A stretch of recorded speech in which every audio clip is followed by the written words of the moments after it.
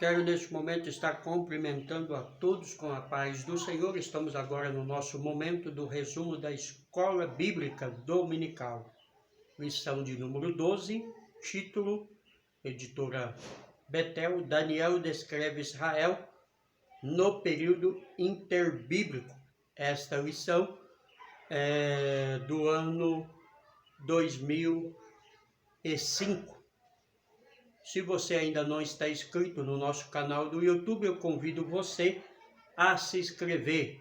Já passamos de 1000 inscritos. Faça parte do nosso canal, compartilhe com seus amigos, com seus irmãos, se inscreva e peça para que eles também se inscrevam. Vamos à aula de hoje. Quero deixar alguns versículos para a sua meditação que você pode conferir na sua Bíblia, sobre a aula que vamos ministrar hoje. Colossenses capítulo 1, versículo 16, Mateus 24, versículo 46, Mateus 25, 13, 1 Tessalonicenses 3, 13, Apocalipse 3, 10 e 2 Tessalonicenses 2, 7, 8. Nosso textual está baseado em Jeremias 37. Ai, porque aquele dia é tão grande, que não houve outro semelhante. É tempo de angústia para Jacó. Ele, porém, será salvo dela. A verdade prática diz: a soberania de Deus transforma momentos dolorosos em fatos de triunfo. Para quem? Para quem espera no Senhor. Texto de base para a aula de hoje, Daniel capítulo 11, versículo 2, 3, 4, 5, 6 e 7. Nos diz assim a palavra de Deus: agora eu te declararei a verdade. Eis que ainda 3 reis se levantará da Pérsia, e o quarto será acumulado de grandes riquezas, mais do que todos, e tornado forte por suas riquezas, empregará tudo contra o reino da Grécia. Depois se levantará um rei poderoso, que reinará com grande domínio e fará o que lhe aprouver. Mas no auge, o seu reino será quebrado e repartido para os outros 4 ventos do céu, mas não para a sua posteridade, nem tampouco segundo o poder com que reinou, porque o seu reino será arrancado e passará a outros, fora de seus descendentes. O rei do sul será forte, como também um de seus príncipes. Esse será mais forte do que ele, e reinará, e será grande o seu domínio. Mas ao cabo de anos, eles se alinharão um com o outro. A filha do rei do sul casará com o rei do norte, para estabelecer concórdia. Ela, porém, não conservará a força do seu braço, e ele não permanecerá, e o seu braço, porque ela será entregue. Mais de um renovo da linhagem dela, um se levantará em seu lugar, e avançará contra o exército do rei do norte, e entrará na sua fortaleza, e agirá contra eles, e prevalecerá. Aqui está o relato do profeta Daniel sobre o período interbíblico, conhecido por nós cristãos como após o livro de Malaquias, ao início do Novo Testamento, a qual, segundo historiadores, durou aproximadamente 400 anos. É o que veremos na introdução da aula de hoje. Em Daniel capítulo 11 encontramos a síntese histórica bíblica, abrangendo os 400 anos decorridos, desde a profecia de Malaquias até a vinda de Cristo, que são conhecidos como período interbíblico.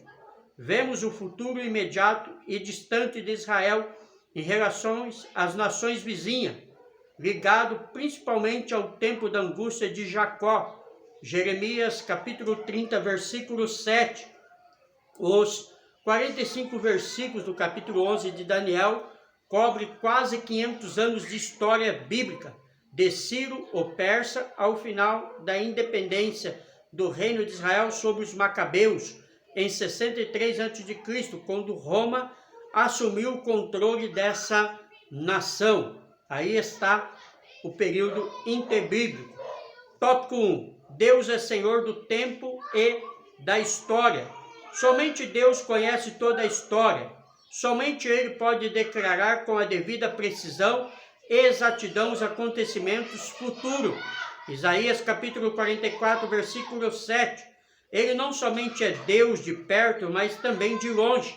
Jeremias 23, versículo 23. Parte A. Profecia sobre os medos e persas. Dário o Medo. Daniel 11:1. Esse monarca foi constituído rei por Ciro. Quem estuda a Bíblia e a história precisa saber que houve mais de um Dário e Assuero nas Escrituras. Esses termos são títulos e não nomes, propriamente dito. Dário significa mantenedor e Assuero, poderoso. Também, alguns deles têm nomes diferentes na Bíblia e história secular. Nesse ano, Dário foi honrado por Deus pela visita do anjo Gabriel para animá-lo e fortalecê-lo. Profecia sobre os 4 reis da Pérsia. 3 reis se levantarão na Pérsia, e o quarto, Daniel 11:2. Daniel fala sobre 4 reis da Pérsia, isso além de Ciro, pois já estava no trono, Daniel 10:1. Esses reis são Assuero, filho de Ciro, Atarxerxes e conhecido na história por Sermides, e é mencionado em Esdras 4:7-11. Ele determinou a suspensão das obras do templo do pós-cativeiro. Dário II, filho de Atarxerxes, é mencionado em Esdras 4:5. Foi quem ordenou a conclusão das obras do templo. Esdras, capítulo 6. Assuero, o esposo de Ester, Ester 1:1, foi o mais rico e poderoso rei persa. Podemos perceber que Deus tem o controle da história e dos governantes. Ele é o possuidor de todos e tudo no céu e na terra. 1 Crônicas 29:11. Ele é reconhecido sobre todos os reinos e povos da terra. 1 Crônica 29:12. É o manancial de todas as bênçãos e benefícios para a humanidade. Salmo 36, verso 9 e 10. Ele é quem dirige o destino de homens e nações. Atos 14, 15 e 17. Isaías 45, 7. Efésios 1, 11. Profecia sobre a Grécia. Depois se levantará um rei valente. Daniel 11, 3. O Império Grego entra em cena. Este rei valente foi Alexandre Magno, conhecido como Alexandre o Grande. Ele tomou o Império Medo-Persa e reinou com grande poder. Daniel capítulo 8, versículo 3, 4. Alexandre foi um guerreiro habilidoso, porém tudo quanto fez e conquistou foi derramando sangue. E foi um rei que morreu na sua juventude. A história diz que ele tinha apenas 33 anos quando ele morreu, mas ele conquistou todo o mundo da sua época. Segundo alguns historiadores, Alexandre assumiu o poder, o mundo todo foi abalado. Num curto espaço de tempo, 11 anos de reinado, as nações estavam sob o domínio de Alexandre. Porém, ele morreu muito jovem, aos 32 anos, Alguns 33, como eu falei, historiadores de idade, devido à malária. Daniel 8:5, 21, apresenta Alexandre como bode. Os generais de Alexandre, por ocasião de sua morte, dividiram o reino em 4 partes principais. Em Daniel 4:11 temos a divisão do seu vasto império em 4 partes. Dos 4 primeiros reis após a divisão do império, o mais poderoso foi Seluco, Nicator, da Síria. Veja as divisões. 1. Seluco sobre a Síria e Mesopotâmia. 2. Ptolomeu sobre o Egito. Lisimaco sobre a Trácia e parte da Ásia Menor. 4. Cassandro sobre a Macedônia e Grécia. Essas 4 divisões correspondem às 4 cabeças do leopardo de Daniel 7:6 e aos outros 4 chifres proeminentes do bode, Daniel 8:8. Então está aí o relato dos 4 reis que surgiram de Alexandre o Grande, a qual Daniel, vimos na leitura que fizemos há pouco, disse que não seria descendente de Alexandre o Grande, que reinaria após a sua morte, morrendo aos 32, 33 anos. Seus 4 generais assumem toda a conquista que ele tem, dividido aí em partes, como acabamos de relatar. Tópico 2. Deus apresenta a história futura do mundo. Daniel pôde contemplar o futuro dos seguintes reinos. Daniel 11, 5 ao 35. Do Egito, reino do sul, da Síria, reino do norte, até a época do terrível Antíoco Epifânio.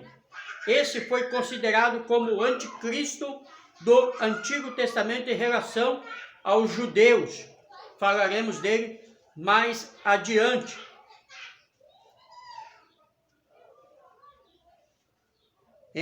O rei do sul e Ptolomeu, Daniel 11:5, o primeiro rei do Egito após a morte de Alexandre.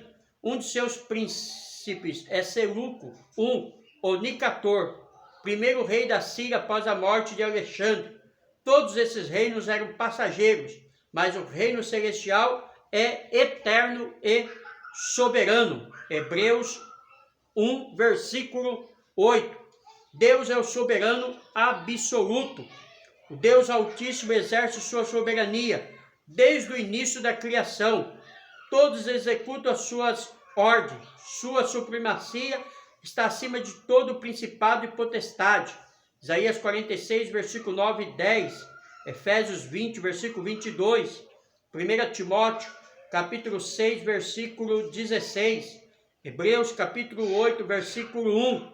Salmo 103, verso 20 e 21. Fala da soberania do Senhor, o nosso Deus.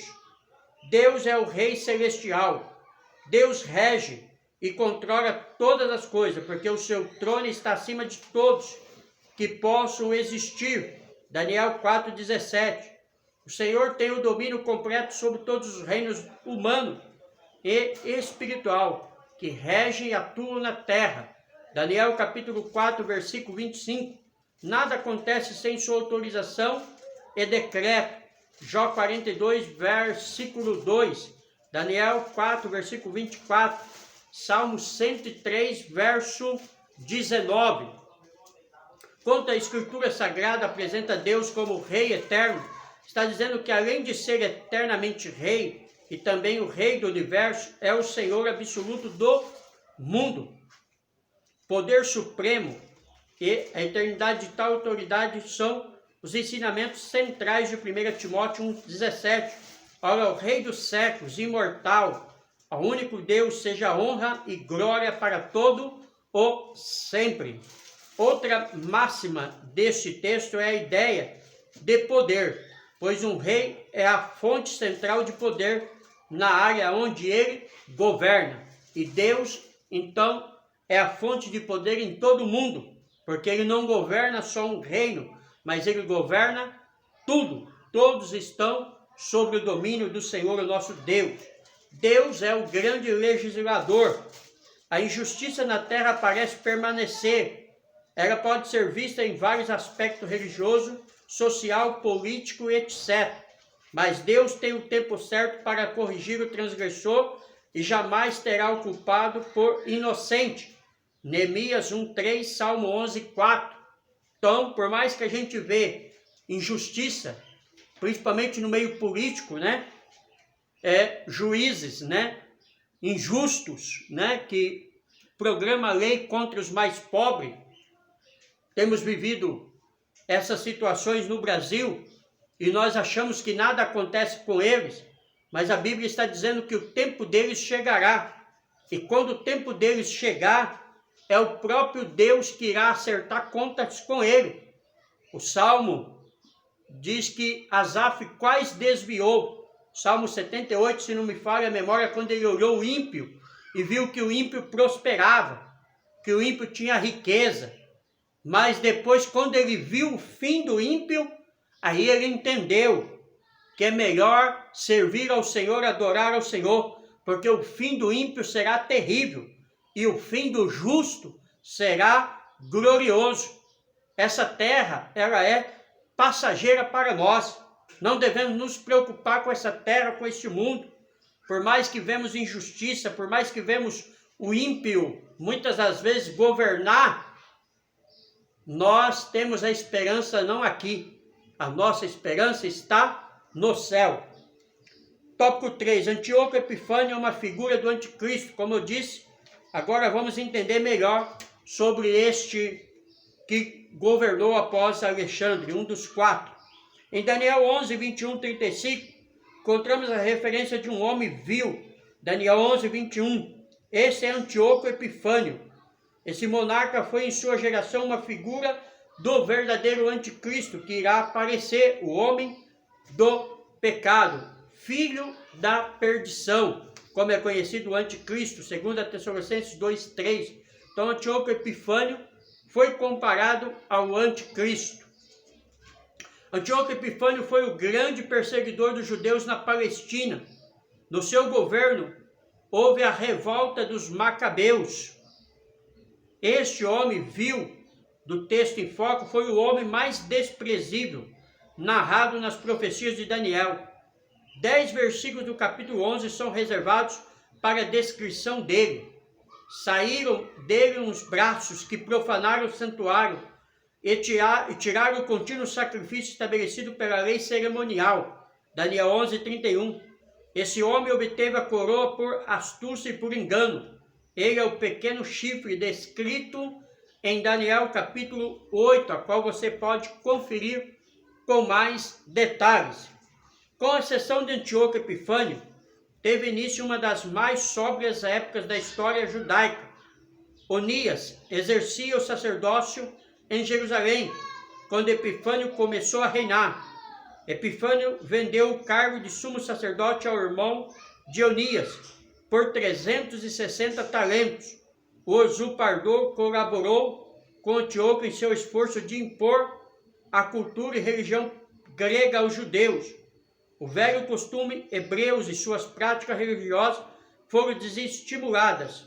Judeus foram enviados a Tiro a fim de tomar parte nos jogos em homenagem ao deus pagão Hércules. Em seu altar era oferecido sacrifício. Antíoco Epifânio voltou a Jerusalém, sitiou e tomou a cidade, massacrando 40.000 judeus. Desprezando a tradição judaica, entrou no Santo dos Santos, sacrificou uma porca sobre o altar e espargiu o sangue sobre o edifício. Tal foi a afronta que Antíoco Epifânio fez aos judeus. O porco para o judeu, que não é cristão como nós, é imundo. Os cristãos não tem nada a ver com a observação de não comer carne de porco, porque a Bíblia diz que aquilo que Deus criou e purificou, ninguém pode tornar imundo. Mas os judeus não comiam carne de porco. E Antíoco Epifânio chegou ao ponto de sacrificar uma porca no altar de Deus e espargir o sangue no Santo dos Santos. Ou seja, afrontou os judeus de todos os modos. Por sua ordem, o templo passou a ser templo do Zeus Olímpio. Proibiu-se o culto e os sacrifícios judaicos que foram substituídos pelos ritos pagãos. Proibiu-se a circuncisão e a mera posse de uma cópia da lei. Se tornou ofensa punível com a morte. Tal foi o que Antíoco Epifânio fez, o mesmo que o anticristo da nossa época fará quando profanar o terceiro templo de Jerusalém, que ainda está para ser construído. Mas, segundo alguns historiadores, materiais de construção já estão todos prontos e pode-se construir o templo num tempo recorde. Então não pensa que Jesus vai demorar. Ele pode chegar a qualquer momento. Um perseguidor cheio de astúcia. Antíoco Epifânio conquistou tudo o que desejava seu coração. Daniel 11, 22. A única nação que sempre apresentava resistência era o Egito. Então, com astúcia, fingiu um concerto com o sobrinho de Ptolomeu, Filopater, e depois desse trabalho de paz fingida, veio caladamente como uma inundação e tomou os lugares mais férteis da província. Depois se revoltou também contra o príncipe do concerto, um perseguidor cheio de engano. Antíoco fez uma aliança com o monarca egípcio, mas sem a mínima intenção de observá-la. Daniel 11, 23. Depois de ter ganhado a inteira confiança de Ptolomeu, Filopater veio caladamente com pouca gente e traiu a Ptolomeu e sua gente. Nessa investida contra o reino do sul, Egito, ele teve êxito total. O historiador judeu Flávio Joséfo diz que ele teve plano nessa sua investida para tomar outras cidades. Porém, o Senhor Deus, a quem ele tanto tinha desafiado, interveio contra a sua obstinada tirania. Então, quem já leu aí a história de Flávio Joséfo, eu já tive o privilégio de ler, sabe muito bem o que estamos falando. Podemos perceber através dos versículos 15 e 29 um nítido quadro sobre a emaranhada trama da política terrena. O poder já estava há muito tempo nas mãos daqueles que procuravam apenas seu próprio engrandecimento. Para conseguir isso, estavam prontos a sacrificar a honra, a família, suas filhas, seu povo. Chegou a hora que o próprio povo teve que determinar diretamente seu destino. Essas intrigas entre os reis da Síria no norte e os reis do Egito no sul são aqui registradas, por afetarem a história do povo escolhido. Isso nos ajuda a perceber que os eventos do presente estão sendo controlados pela própria providência divina, melhor dizendo, tendo em vista os interesses da igreja de Cristo. Então, Antíoco Epifânio fez de tudo para perseguir o povo judeu e para profanar tudo aquilo que era de Deus. O mesmo que o anticristo fará na grande tribulação após o arrebatamento da igreja. Povos que lutou bravamente contra Antíoco Epifânio foi os Macabeus. Quem já leu, o livro de 1ª e 2ª Macabeus, já tive o privilégio de ler todos os livros apócrifos da Igreja Católica, inclusive 1ª e 2ª Macabeus, sabe muito bem da história que Macabeus empenhou contra este rei ímpio, considerado o anticristo do Antigo Testamento. Um grupo fiel testemunhará na grande tribulação. Graças a Deus não serei eu, porque eu já estarei no céu. Mas há alguns crentes que querem ficar para a grande tribulação, pode ser que esses sejam alguns das testemunhas. O versículo 32 e 35 de Daniel 11 descreve os feitos históricos de Israel sobre os Macabeus que iniciaram a revolta dos judeus contra Antíoco Epifânio, como acabamos de falar. Nesse mesmo versículo vemos duas classes de judeus durante a época da revolta contra Antíoco: os infiéis, que se uniram ao inimigo, e o restante que ficou fiel a Deus de igual modo. Nos dias do futuro anticristo, haverá judeus infiéis, mas também um grupo fiel, de 140.000 marcados por Deus para testemunharem durante a grande tribulação. Lembrando a todos que esses 144.000 não é aqueles que a testemunha de Jeová dizem aí nas portas que são eles, tá? Esses 144.000 é um grupo de judeu fiel que vai resistir, o governo do anticristo. O anticristo em conflito com Israel. Os versículos 36 e 40 trata de um quadro profético do futuro anticristo e sua atuação especialmente contra Israel. O espírito do anticristo já está no mundo. 1 João 4:3, capítulo 2, versículo 18 e 2, versículo 22. Mas ainda virá o anticristo. É apenas o espírito do anticristo que já estava no mundo quando João escrevia esta carta. Apocalipse 13:1 diz que ele se levantará. 2 Tessalonicenses 2:3, mas ainda virá o anticristo, como estamos falando, assumindo grande poder político. Daniel 7:8, 25, comercial, Daniel 8:25, Apocalipse 13, 16, 17, e religioso. Apocalipse 17, 1, 15. O próprio Daniel profetizou que haverá 10 nações unidas no governo do anticristo.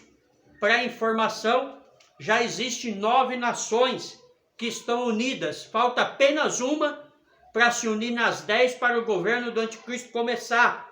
E isso pode acontecer do dia para a noite. O Vaticano, ele é considerado uma nação. E pode ser que ele fique ao lado do anticristo. Pois Daniel fala, de um pequeno país, de uma pequena nação. Quem conhece a escatologia e estuda, sabe muito bem o que eu estou falando. De repente o arrebatamento da igreja acontece antes mesmo desse ano acabar, ou desse dia acabar, e instala-se o governo do anticristo. Pois ele perseguirá os cristãos numa tentativa de extinguir o cristianismo. Daniel 7, 25, 8, 24, Apocalipse 13, 7, 15. Estabelecendo um culto baseado na divindade do homem e supremacia do Estado. O anticristo e seus nomes na Bíblia. O anticristo significa opositor de Cristo, por isso já diz anticristo. Mas também aquele que se coloca no lugar de Cristo, pois ele parecerá e vai querer ser como Cristo. Ele também é chamado de a besta que subiu do mar. Apocalipse 13, 1. Filho da perdição, homem do pecado. 2 Tessalonicenses 2, 3, 4. A besta escarlate, Apocalipse 17, 3. A besta, Apocalipse 17, 8, 16. O homem violento, Isaías capítulo 16, versículo 4. O príncipe que há de vir, Daniel capítulo 9, versículo 26. O rei do norte, Daniel 11, 40. O angustiador de Israel, Isaías 51, 13. O iníquo, 2 Tessalonicenses 2, 8. O mentiroso, 1 João 2, 22. O enganador, 2 João 7. Um rei feroz de cara, Daniel 8, 23. A ponta pequena, Daniel 7, 8. O anticristo será um homem como outro qualquer, nascido de uma mulher, porém a serviço de Satanás. Aqui temos a referência de vários nomes do anticristo. O fim de todos os reinos virá. Finalmente chegará o grande dia do Senhor, e a pedra cairá nos pés da estátua, Daniel 11, 45, como o sonho de Daniel contado a Nabucodonosor. Então o ferro, o barro, o cobre, a prata e o ouro serão esmiuçados como para a grana das eiras no estio. Daniel 2, 34, 35, 8, 25, 9, 27, 11, 45, Mateus 21, 44. Você viu que são muitos versículos, é impossível a gente ler, mas você que tem a sua Bíblia na sua casa, pode acompanhar esses versículos. Cristo, a grande pedra, não cairá na cabeça, Império Babilônio, da estátua, nem em seu peito, Império Medo-Persa, nem no ventre, Império Grego-Macedônico, nem nas suas pernas, Império Romano. Chegará o dia em que a pedra cairá nos pés da estátua, e tudo que se diz respeito a esse sistema político mundial acabará. No vale do Amangerdão, pelo triunfo de Cristo, Apocalipse 19, 11, 21, a qual já falamos. Vinha com a igreja, junto com o Senhor, para destruir o exército do anticristo, que terá encurralado Israel no Amangerdão. E Cristo destruirá todo o exército do anticristo com o sopro da sua boca. Os olhos deles apodrecerão, a língua se pegará ao céu da boca e apodrecerá. Deus, o Senhor Jesus, o Cristo, matará a eles com o sopro da boca. E eu e você estaremos nesta batalha. Olha que glória a Deus, olha que privilégio. Diversos profetas falaram sobre o grande e terrível dia do Senhor. Alguns relacionaram também com o cativeiro das 10 tribos de Israel, como foi o caso de Joel e Amós.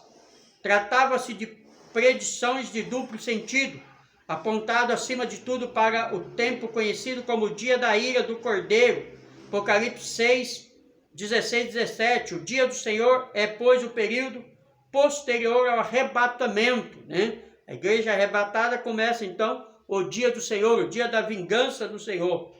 De acordo com a Septuaginta, semana de Daniel, quando o anticristo estará agindo na terra, as nações não poderão suportar o juízo de Deus. Ele estabelece reinos e os derruba. O que tenta impedir os planos finais de Deus sempre serão derrotados.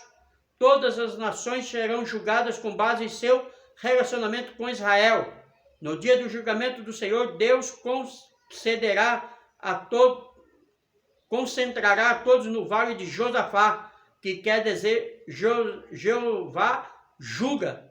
Neste acontecerá o terrível dia do Senhor, o dia da vingança do nosso Deus, dia em que o Senhor irá ajustar conta com todos que tenham oprimido Israel. Deus tem esperado pacientemente pelos homens, a fim de que esses se convertam ao Evangelho de Cristo. Porém, uma grande parte prefere zombar do Criador, profanando o sangue de Jesus e insultando o Espírito da graça. Hebreus 10, 27, 31. Mas todos que perseguem Israel, no dia do Senhor, serão julgados pelo Senhor. Nesse dia não haverá mais chance de arrependimento, porque Deus será contra todos aqueles que é contra Israel, e todos serão destruídos pelo sopro da boca do Senhor Jesus. Conclusão: a presença da igreja e a ação do Espírito Santo na terra tem impedido a plena manifestação do anticristo. E agora vós sabeis o que detém, para que a seu próprio tempo seja manifestado, porque já o mistério da injustiça opera. Somente há um agora que resiste até que do meio seja tirado. 2 Tessalonicenses 2, 6, 7. Quem é que resiste? O Espírito Santo, até que do meio seja tirado. Quando é que o Espírito Santo será tirado do meio? Quando a igreja for arrebatada. O Espírito Santo veio no dia do Pentecostes, como Jesus prometeu, para não deixar a igreja órfã, e está conosco até agora. Mas quando o toque da trombeta tocar, o Espírito Santo sobe com a igreja. O Espírito Santo leva a igreja, a noiva, ao noivo. Aí ele é tirado da terra. E aí começa o reinado do anticristo. Após o arrebatamento da igreja, tudo descerá a um nível de depravação jamais visto.